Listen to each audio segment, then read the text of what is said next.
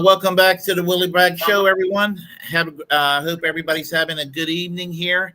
And we have back tonight. We have Tommy from Tommy Nation Politics. And before we get started, I want to make an announcement. I apologize because I need to apologize. Last week, Tommy, I forgot to give you the link for StreamYards, and that's why we didn't have a show last week. So I apologize. So I guess we should get started underway. So I understand you got banned by TikTok. Yeah, so good to see you, Willie, by the way. And you shouldn't apologize, man. You're a radical independent just like me. And, there's no reason to explain yourselves. We're all working people and we all know what it's like. But I tell you one thing, the social media platform TikTok does not know what it's like to be a human being, to be a radical independent. We got banned from TikTok for like 2 weeks. I wanted on an appeal. And so for a second, it was just like poof, gone. Like my whole account was scrubbed. But this isn't just, it wasn't just about a ban. The misinformation that I was putting out was pretty much, it was about Epstein. And you're not allowed to say Epstein on TikTok anymore. You're not allowed to say Epstein. You're not allowed to say anything. Otherwise, they comb it all into an umbrella called misinformation, Willie. It's called misinformation. I don't know what the misinformation is. It's just saying Epstein. It's a commie platform. Let's just put it that way. And speaking truth to power in a space designed to entertain, distract, and to pacify, maybe that's not a good idea. Maybe we need another platform. I know there were a couple out there that a shit talk. It really is. Like, it's gotten to the point now where it's even worse than Facebook, bro. It's even worse than Facebook. I didn't even know that was possible. So you try to be a digital gatekeeper. I know the Democrats and the Republicans, they were trying to ban this platform, which is why I got on in the first place, because I was like, oh, it might be interesting. But now I think that was some kind of a ploy. I think that they all wanted us to get onto a, digital gatekeeper that was going to pacify us and ban us and point us at misinformation, so we're all going to get brainwashed and to not talk about the things that the American people need to talk about. Because we all need to talk about some things, I think. Yeah, I'm no stranger to getting kicked off platforms as well, because I was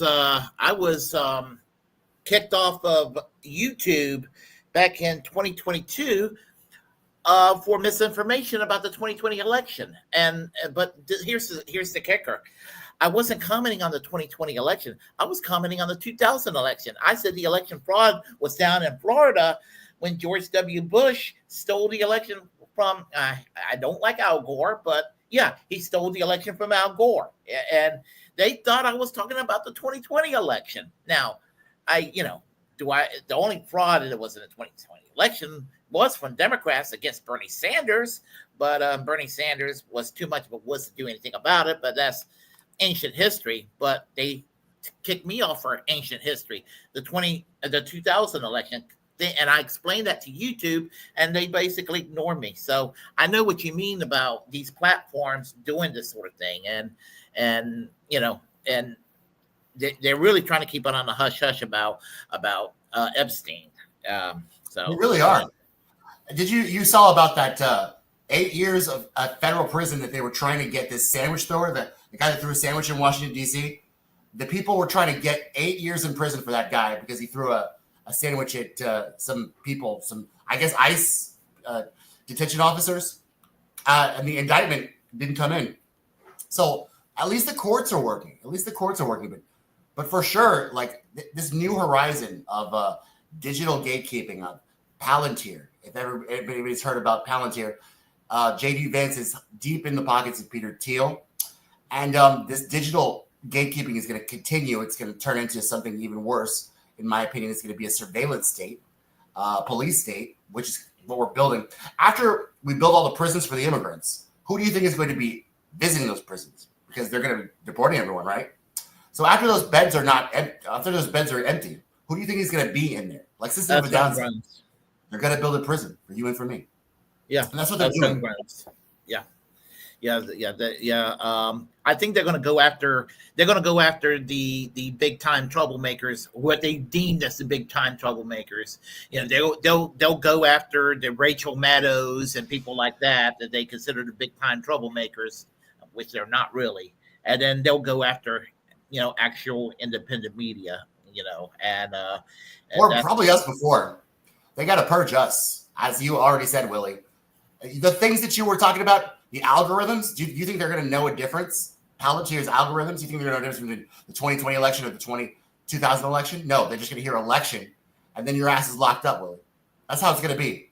And then please respond in 5 to 7 business days. I'm sorry, there was a malfunction. You're in prison for 15 years. There was movies about this. There's just dystopian movies about this already.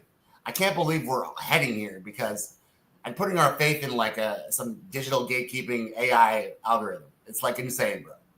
I thought we had movies about this. Well, I would. My favorite slogan is "Make 1984 fiction again." So and I think it's a great slogan to put on a red hat, a blue hat, any hat, or a T-shirt.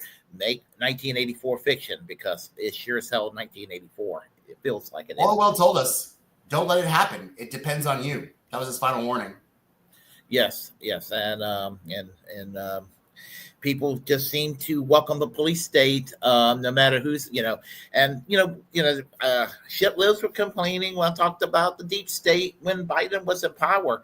Now it's Trump's deep state, and fuck the deep state, whoever's in charge. Right now,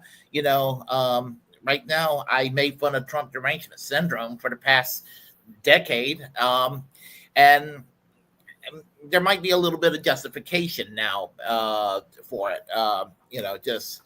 I mean, Pam Bondi is out of her mind. What much worse than he was the first time around? I mean, this time around, Willie, you've got some sociopathic, psychopathic, incompetent creatures of the night. You've got Stephen Miller, who is a white supremacist. You have Pam Bondi, who's out of her fucking mind. You've got Kristi Noem, who literally, if I gave her a credit card, she would max that shit out in 5 seconds. That bitch is like literally, I don't trust her with money. She drained the entire Homeland Security in like 3 months. Don't trust her around dogs. These creatures that's what's changed, bro. And now Trump derangement syndrome is kind of justified. I agree with you. Yeah. Not really because of him, but because of his cabinet. What's the Project 2025 thing? They had it, so they had a bunch of yes men around him, so it's we're on the precipice of fascism. I figure we've been for a long while, Democrat, Republican administrations alike, and not that we were really wonderful under Bill Clinton in the 1990s, but there was just something uniquely fucked up about George W. Bush and his presidency. It did lay the prefaces over the years where each administration just decided to get a little more bold in taking away our civil liberties, whether it's Obama, whether it's Trump, whether it's Biden, and Trump redux. I mean, it just like little by little, civil liberties are withering away. And free speech rights, habeas corpus, due process, the Republicans, they were right 3 or 4 years ago when they were complaining about the Disinformation Governance Board. But if that thing would have remained around, I'm sure Trump would not have dismantled it. Well, I mean, this TikTok thing is one particular example of what buttresses up your opinion is the fact that Trump is president. I'm still getting curbed for misinformation if I mention Epstein. Epstein, a guy that was his best friend 20 years ago, who said he drew a little doodle on a thing and said, "Oh, it's such amazing secrets, right?" So we're not being violated. We're not violating community guidelines or on platforms. We're violating complacency, the conventional wisdom, the social norms of the duopoly two-party system. That is a rigged game, and the billionaires shouldn't write policy. Peter Thiel shouldn't write policy. Elon Musk shouldn't write policy.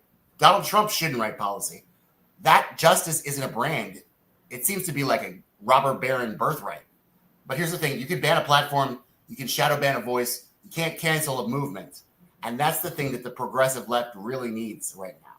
That's the thing that I'm really trying to get when I talked to Michael Savage on my show last night, and you were watching, I was trying to get us to come to some kind of agreement about maybe this surveillance state, police state isn't a good idea. Maybe life, liberty, and happiness is a good idea. We should go back to the fundamentals of our Constitution, and we should really ensure that we promote the general welfare and secure the blessings of liberty to ourselves and our posterity. That was our birthright, and that was our mission. And without doing that, we'll never make a more perfect union. We will always abdicate our duty, and in the hands of the Democrats and Republicans, like Washington said, they will usurp the reins of government and carve for themselves from the very engines that which brought them to unjust dominion, a tyranny of their own. And that's what's happened. Absolutely well said. Yeah, you should run for office. First of all, I would be assassinated immediately, Willie. Once they found out, and by the way, if I got in, once they found out that none of my executive orders were going to be for the military-industrial complex, Wall Street, or the banks, I would be assassinated again. So, like, literally, I would have no chance. I know me. I know that I say things like it is. But see, the thing about Trump is that he says it like it is, and he has the money to back that up.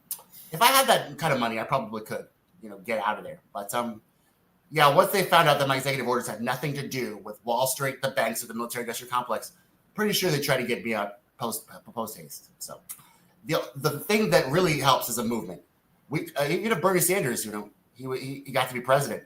He couldn't have done it without us. And Trump isn't doing anything without MAGA. MAGA really is the thorn in his side and the gas in his tank. And I can see that. I can very plainly see that. They're pushing the deportations, bro. MAGA pushed the deportations. MAGA is the one that is constantly bringing up Epstein. MAGA is the one that's constantly keeping him on track, keeping him away from Peter Thiel, keeping him on the side of at least populism, fake right-wing populism, nonetheless. But, populism, whatever. Actually, there is a weird lesson that Democrats, and for those who believe in working with the Democrats, there is one weird lesson that they can learn from the MAGA movement, that Trump listens to his base, something that the Democratic presidents and congressional Democrats don't do. They look at their base with contempt, and they say, well, fuck their base. That's what the Democrats do. And, they don't really respect the base of the Republican Party, but they know these right-wing hillbillies with their pitchforks and all of that. They know the know nothings of the 21st century. They know how they are, and they're accountable to them. So I just wish that if somebody's going to believe in the Democratic Party, that they could have that kind of traction. But when push comes to shove, they get shy. We saw it with force to vote. They couldn't even bring themselves to force a vote on something as benign as Medicare for all or a public option. I mean, you saw how the AOC and company, that was actually the big first wake up call for me, right there. So it's a very interesting point you brought up about the forcing the vote and Medicare for all. What's really interesting is South Park. They're libertarians. They were making fun of navigating the medical whatever, navigating the American healthcare system. Everybody's on board with the fact, Luigi. Everybody's on board with the fact that this is a trap. This is not about health. Even RFK, we all have a common agreement about this. I don't understand why it's not fixed. I don't understand why AOC. I mean, she's gotten very bad. We've got Marjorie Taylor Greene wanting to get the Epstein files up, wanting to not fund Israel. And then we've got AOC funding Israel and then calling Marjorie Taylor Greene a Nazi. It is just creating like a dissonance for the left that is not good. AOC is turning into, she's kind of Willie, she's turning into one of our worst nightmares. She was a progressive to start. Then she became Mama Bear's little bunny. And now she's like literally our worst nightmare, I feel like. She basically turned into she went from being an attractive version of Bella Abzug when she got elected, because Bella Abzug, let's face it, and then now she turned into Debbie Wasserman Schultz. I mean, that's what happened to AOC, Yeah, it is, and like it's weird because she's still really pretty and she's got that charisma and she will probably run. She'll probably run next time. I mean, she's No, gearing up for it. and she'll get Bernie Sanders. She'll get Bernie Sanders. Bernie Sanders guy, a guy who still is saying Netanyahu's government instead of a genocide. Yeah. So I mean, I don't even know where to turn. We've got to start over. We've got to start over, and we've got to build from the ground up. I think that's what we got to do. Got to do it now, though. Yeah, but what I'm saying is that she's going to get Bernie Sanders. She's going to get fucked over by, and I mean, I've said this before, and I'll say it again. They will give the Democratic Party nomination to Liz Cheney before they give it to AOC. And we all know AOC. Huh? You really think so? I disagree. I think that she's turned so far. I think that they'll give it to her because she's proved to be the Barack Obama of her time. I think Alexandria Ocasio-Cortez has come full circle to Barack Obama 2.0. She will be the person, the Latina X that they hide behind as they pass outstanding income inequality policies, as they expand the military-industrial complex and the surveillance state. And she will be the one on television with her smile, with her wonderful, charismatic smile, with her beautiful hair, talking to Stephen Colbert or whoever's on CBS or Paramount. And she's going to be smoothing it down as they fucking plunge us in our asses and fucking put it all in our fucking throats. In other words, she's going to be where Tulsi Gabbard was before she exposed the DNC in 2015, when she was considered the heir to Barack Obama and Hillary Clinton back in a decade ago. Oh yeah, I think this is that's a very good point. I think that this is the Democratic Party's redemption. Because Tulsi, yeah, exactly how you put it, bro. They learned the lesson that Tulsi Gabbard gave them, and for some reason they've groomed and pampered and loved and nurtured AOC to the point where she is Barack Obama Part 2. I mean, she will vote for the Iron Dome, and then she will smile at you and talk about the Palestinians. I promise. She's a Barack Obama. She is Barack Obama. Well, I mean, that proves how the two-party system has to be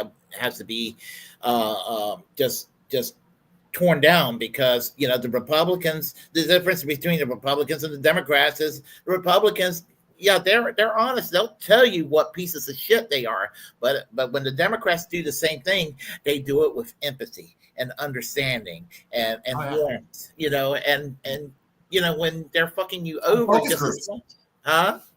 focus groups. Consultants, polls, surveys. Yeah. But at the end of the day, it's going to be Republican policy, right? Yeah. Since the days of Bill Clinton. I mean, just as I remember the first 2 years of Bill Clinton, I was like, what the fuck has changed since Reagan and Bush? I was expecting a groundswell of change, or at least some kind of a change. And I was like, nothing's changed. It hasn't changed. Yeah. There's been income inequality in the United States since the Gilded Age. There's been a poverty rate that has increased. There's wages that have stagnated, of course, but there's profits that have grown quarterly throughout, the last neoliberal presidents you named. There's been change, just not for any middle class or any working class person, but there's been a lot of change. There's been expansion and growth of wealth, like I said. And not since the Gilded Age. These people are richer than the robber barons were in the 1930s in FDR. They are even more powerful than the robber barons. It's very interesting. Very interesting to see. And they have been successful. Oh, go ahead. I'm just pontificating. I think the New Deal was honestly for them, because the New Deal was at a point where we were in the Great Depression. I don't know if you remember, but we were in the Great Depression. We were just coming, into a war and whatnot. And so people were rallying around. They had torches, pitchforks, and they were about to kill these fucking robber barons. They were about to go into their houses, pull them by out their hairs, hang them from the trees. And that's when a rich man with a wheelchair said, we're going to roll up our sleeves and we're going to get to work. And he made a new deal. And he was a rich guy at DR. He was a rich guy. I think that he actually compromised a very good deal for these robber barons. It was either you give us a work day, you give us a weekend, you give us a pension benefits, or we will hang the fuck out of you right now. And I think I think the New Deal was actually for them. But I don't believe, Willie, that there is going to be a new deal with this. I think that this was the last straw. I think there's only one kind of deal that they're going to get from me. Really, it's good. It's. What did Captain? What did Peter Pan say to Captain Hook? Leave Neverland, never come back. It's pretty much what I'm gonna say. I think that's what we should say. Well, I mean, I think that FDR basically he didn't officially admit it, but I think that they took some moderate ideas from the socialist movement and watered down platform of, let's say, Eugene Debs and Norman Thomas, and kind of water it down to FDR's New Deal, and present it in a way, basically, like you said, where it was a way to kind of contain the masses while the wealthy were able to keep a lot of what they had, because and we're not even going to have that this time around. I mean, what we're going to end up having is a high-tech feudalism. We're headed toward that. What's his name? There was somebody.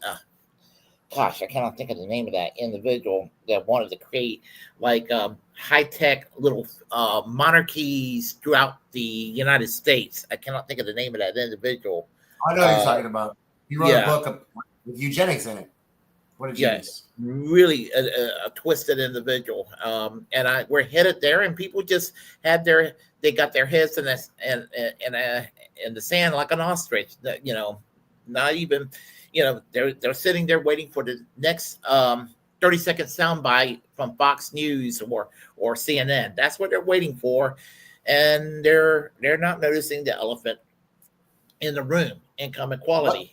What you're just saying right now is literally exactly what George Orwell said it would happen in the future. He said in the future we will have all of these feelings of rage, of excitement, of victory, trampling on an enemy, right? And then he said, if you want to picture the future, just imagine a boot on the face of a human being forever. The moral to the story is don't let it happen to you. And so that's really, I think that's the thing that really drives me. If I was to run for an office, I think that would literally be my slogan. Salisbury 2028 or whatever. Don't let it happen to you. I'm not letting it happen. I'm not letting it happen. That's my mission. Is I'm not letting it happen. They can fucking put their ostrich heads in the sand all they want to, but they're gonna hear me, and I think they're gonna hear you too, Willie. So we just got to keep going. We got to keep doing what we're doing.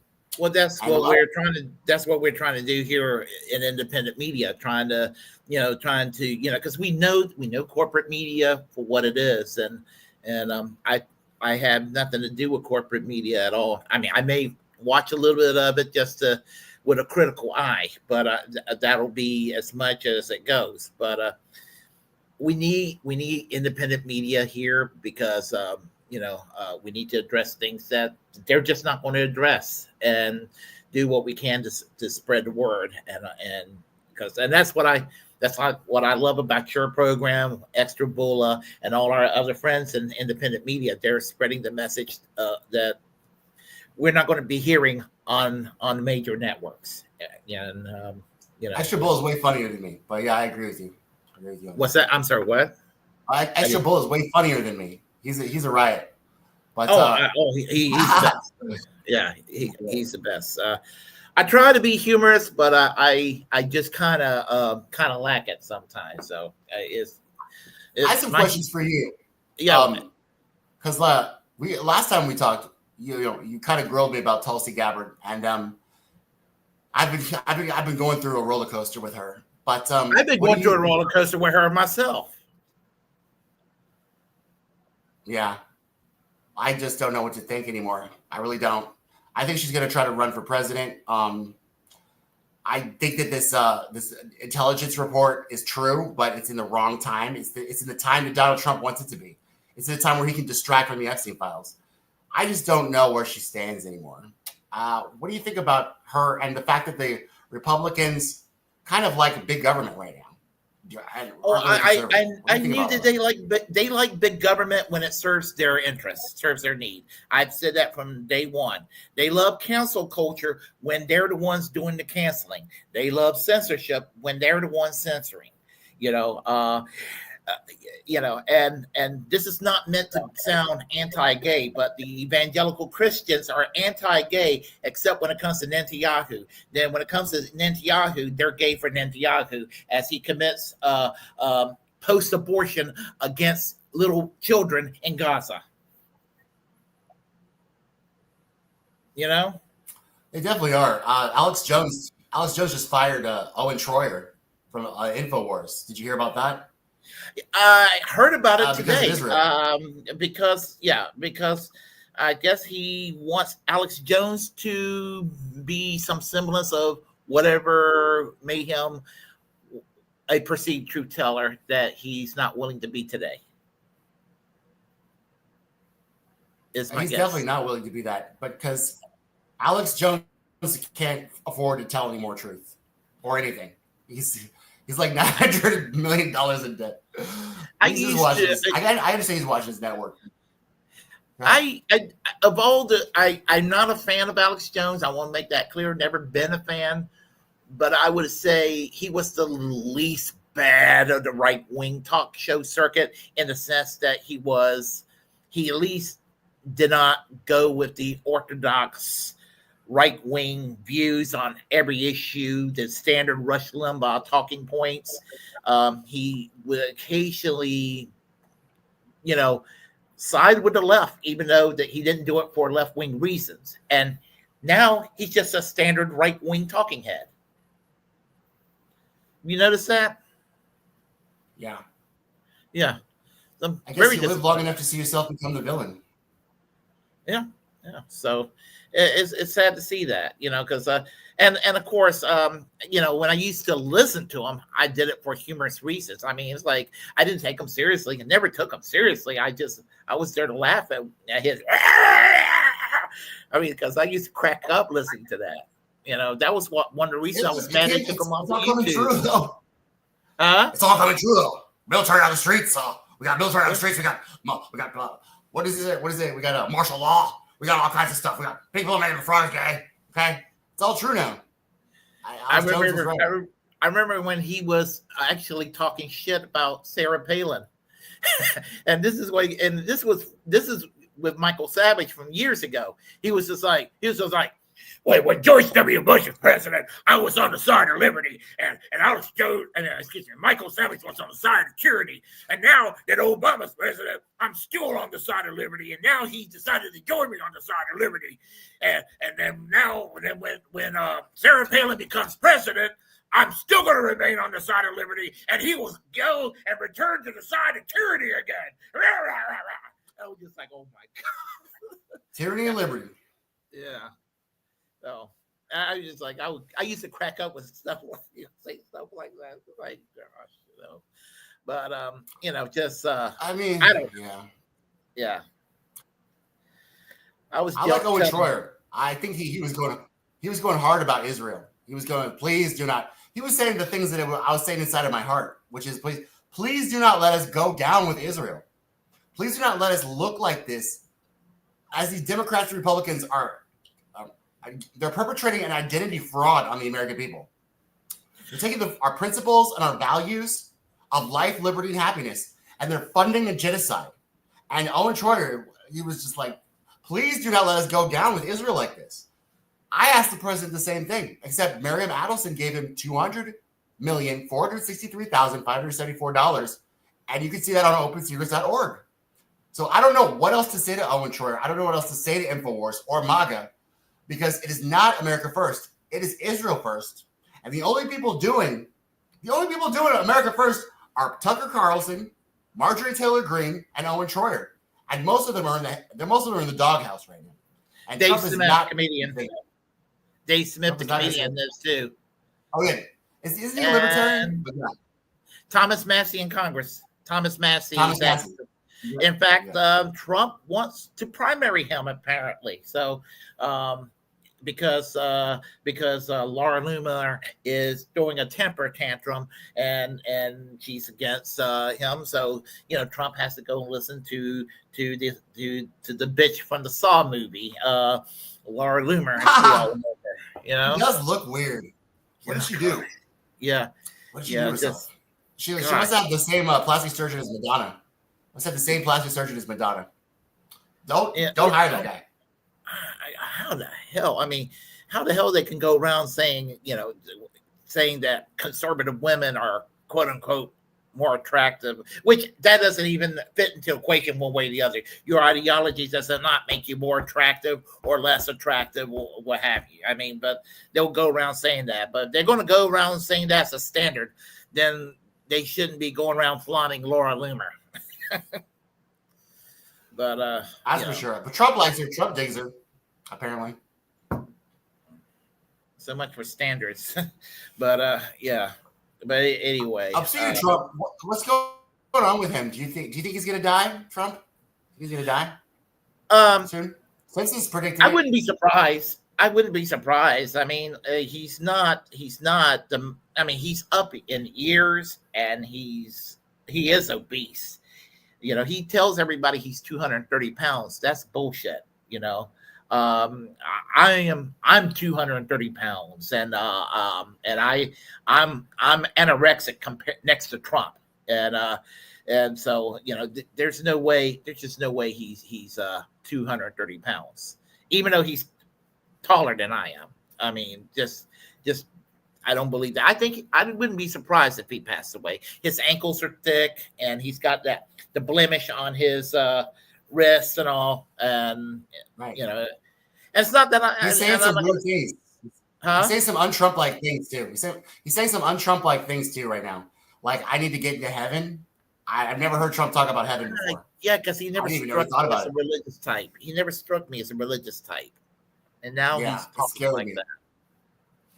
Yeah, that's a little dangerous because I gave him a little bit of a free pass the first time around because he didn't talk evangelical the way George W. Bush did and Ronald Reagan did. George Herbert Walker Bush didn't really talk evangelical. You know, he was a boring old Episcopalian just like I am. But you know, but the thing is, you know, when you hear people just start talking in terms of evangelical this and evangelical that, you have to kind of be a little, you know, worried about such fundamentalist mindset, you know. And, especially if you're doing everything everything you're doing is for God or for a purpose of that way. Just like George W. Bush did back in the Iraq War. Remember Gog and Magog, which were demon principalities in the Middle East. So when you start talking about demon principalities and things like that, and you want to get into heaven, I'm just afraid of what you're going to do. And most of the time, it's not a good thing. Okay.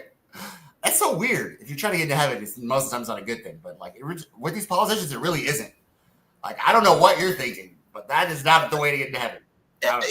If you're doing it in the context of you're trying to actually work for a peace, I mean, you're trying to get a peace treaty between Russia and the Ukraine. You're trying to get a peace treaty between Israel and the Palestinians that does not fuck over the Palestinian people. Or if you're doing something like that and you're thinking that you might want to be in a better place, I can give you a pass.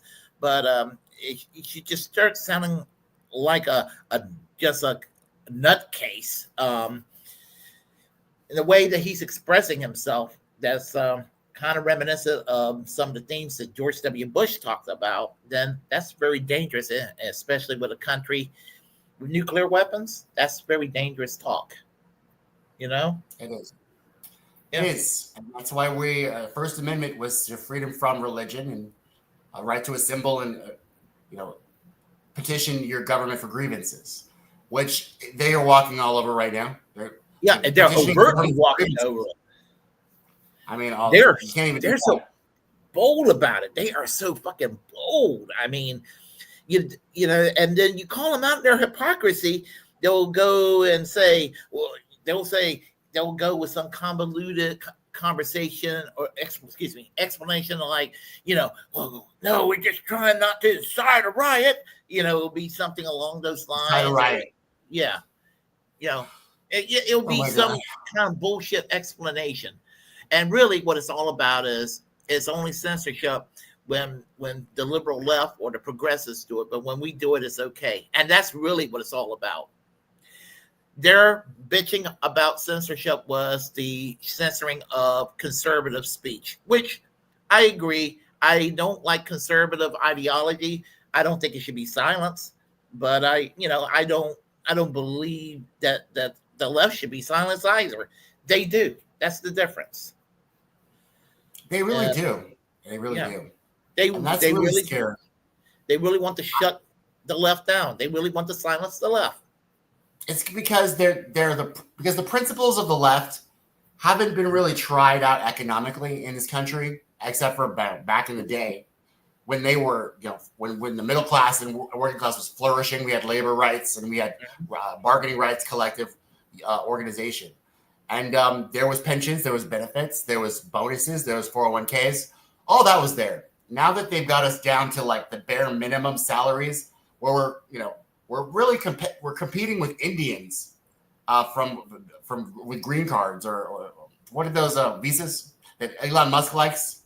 He likes to bring over Indians, pay them under the table, get them in a room, get them in a one bed, one apartment room with 5 people, and then bring down the competitive wages for the American people. And so, like, with all that in mind, they don't want to hear about economic populism from the left because that would just shatter their entire monopoly board. It really would. That's why they don't want to hear that.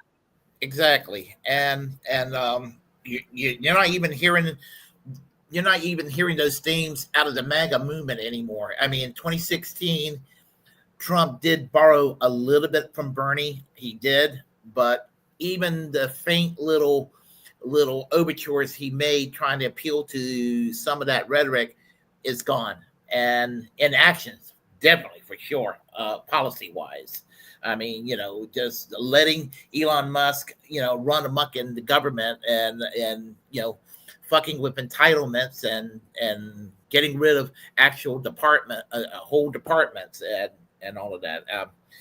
And people think that's fine. And we got a lot of work to, even if the Trump movement is gone, even if MAGA gets defeated ultimately, if we're going to have decades just to call the Biden years the good old days. And I don't, by any stretch of the imagination, call the Biden years good old days. But just to even reverse to that's going to take years if we can even make that even possible. Can we call them the corn pop days?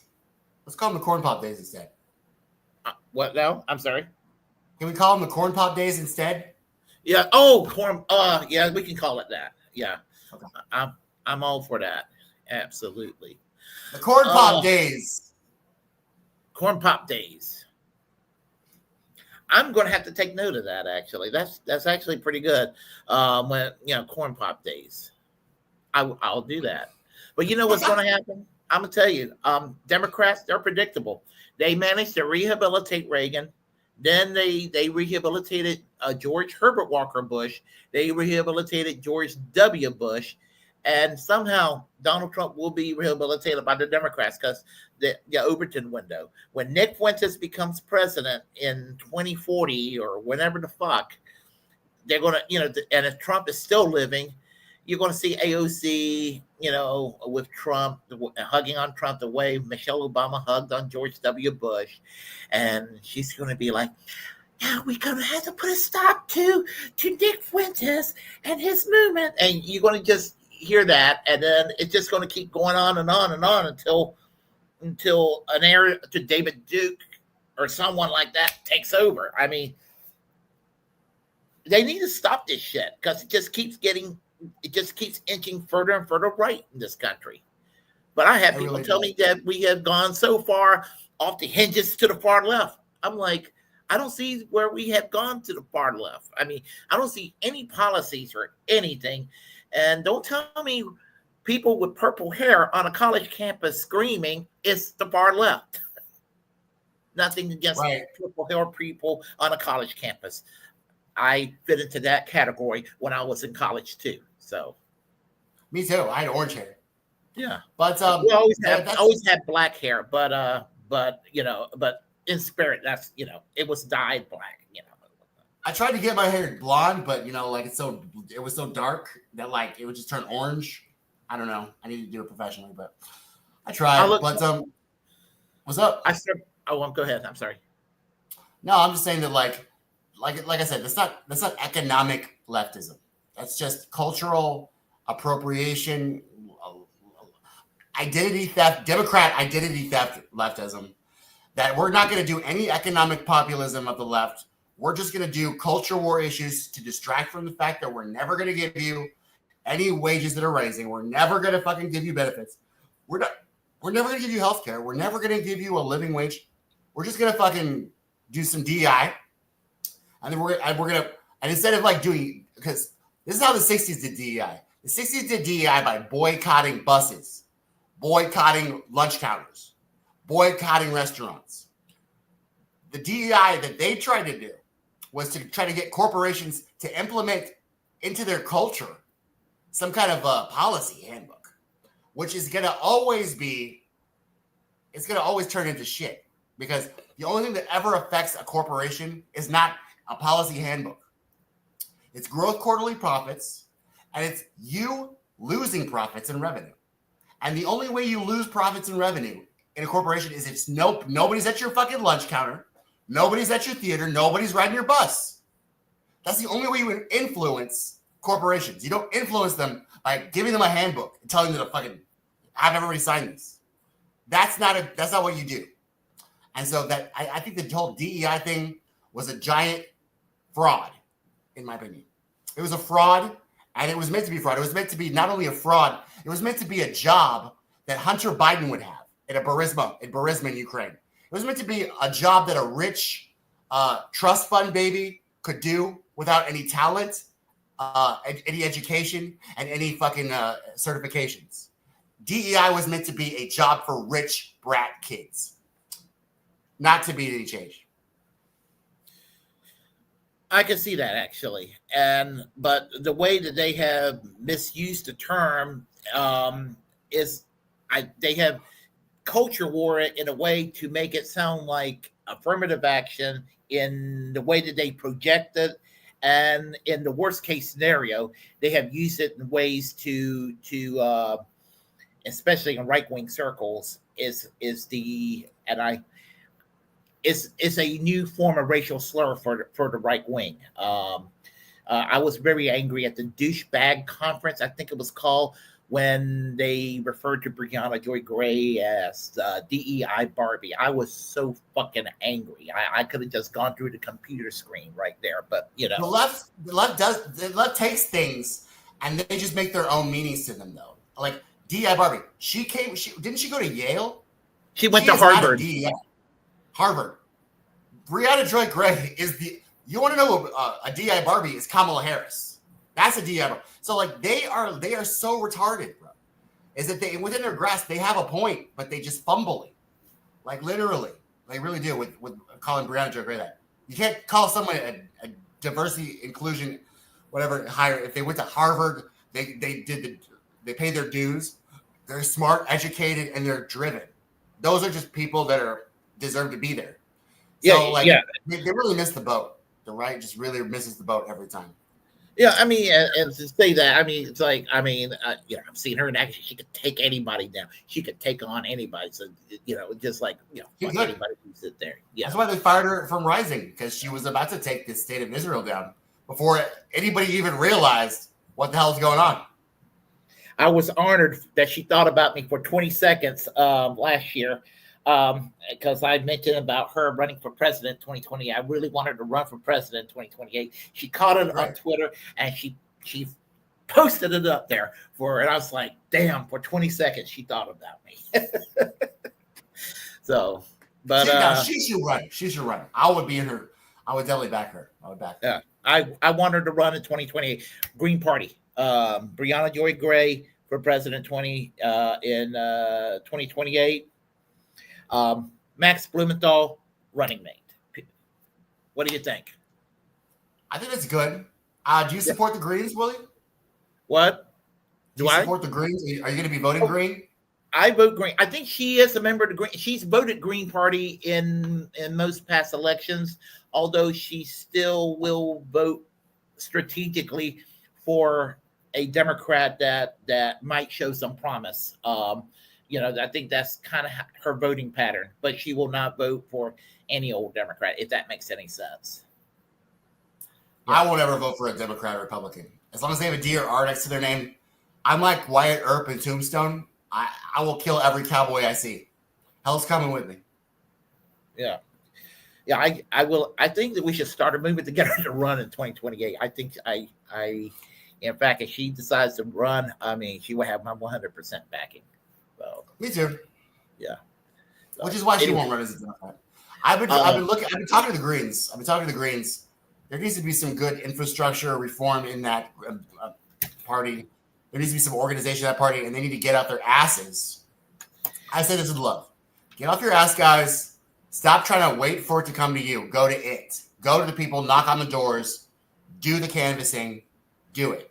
Okay? they're the best. They're They're still the best option of everything right now outside the Democratic Party, because and there's a sea of third parties on the left out there, and they're the most functional of all the dysfunctional leftist parties out there, and they're dysfunctional too, but they're the least dysfunctional of all the dysfunctional organizations.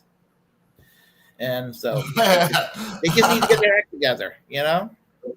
Yeah, the least dysfunctional of all the dysfunctional organizations. That's Yeah. good. So, and I belonged to a dysfunctional third party myself a long time ago. Howie Hawkins also belonged to that same political party, and I'm not even insulting them by saying that, because all these third parties on the left they all have their. It can be charming. Their dysfunctionality can be charming, but it also can be frustrating at the same time, if that makes any sense. So It does. It does. Yeah. Anybody who's ever had any experience in electoral politics is frustrated at this point. I have to go to work in a while. Yeah. I have to let you go now. But listen, I want you back on my show very soon. So let's make that happen.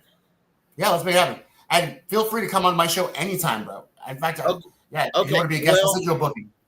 Okay, we'll do. I'm going to sign off there. I'll talk to you really brief after this show, and then I have to head on really quick to work. So, Nice. So anyway, everyone, thank you for showing up tonight. I'm going to have to sign off because I need to make it to work on time. So I will let y'all go, and take care, and see you next time. Hopefully tomorrow night. So.